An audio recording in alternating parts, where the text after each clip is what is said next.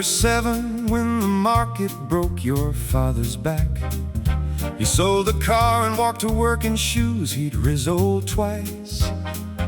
Your mother stretched a single chicken into Wednesday, and you thought everybody lived like that, because they did. You built a radio from a kit that came by mail, sat on the porch and heard a president's voice for the first time. And the look on your grandmother's face told you the world had just gotten either bigger or smaller, and nobody knew it yet. And here you are, still here, with all of it behind your eyes. Every decade stacked inside you like rings inside a tree. The rest of us showed up for the last few chapters, but you read the whole thing from the opening line. And we keep measuring our lives against your century, and coming up short every time, and that's fine, because somebody had to hold the whole thing together. And it was you, it was always you, the gold standard. You lied about your age to get the uniform, came home with a limp you never explained, and a name you stopped saying. Married her in a borrowed suit on a Tuesday, because Saturdays cost more, and you were building from zero. Raised 4 kids in a house the size of this room, rotary phone on the wall with a cord long enough to reach the porch.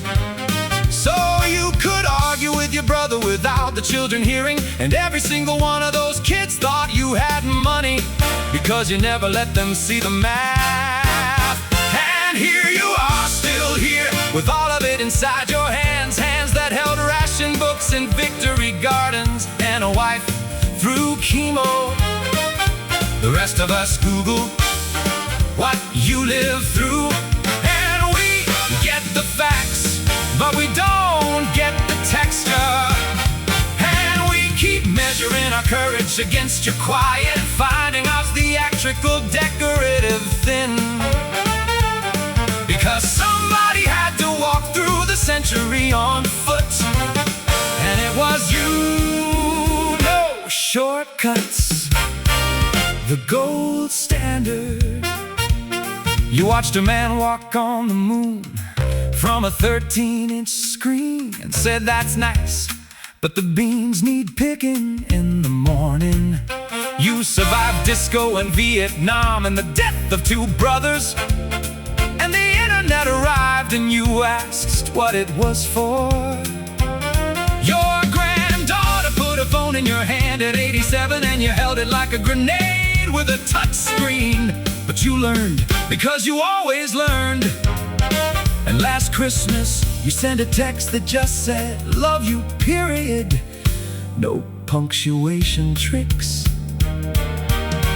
just the truth in 3 words.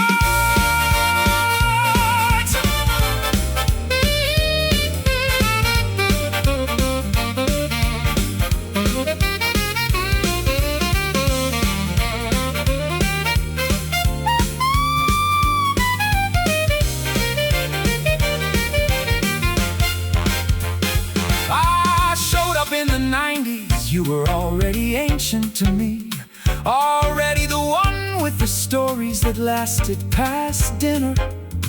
I didn't know then that I was sitting with a primary source, that everything you said at that table was a document. And now the century's almost done, yours, I mean. And I'm not ready for a family that doesn't have you in it. Not because we can't survive, we can, you made sure of that, but because the measuring stick leaves when you do. And I don't know what we compare ourselves to after.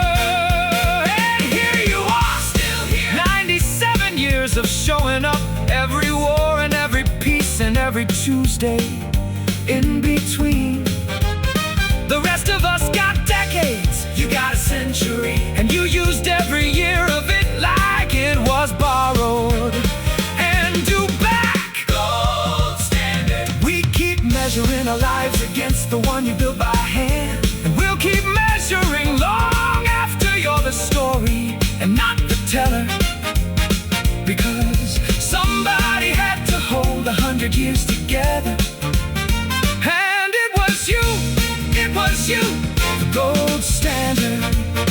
27 years, and you still take your coffee black, still ask about the weather like it owes you a report.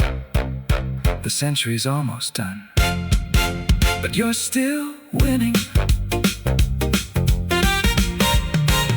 But you're still winning.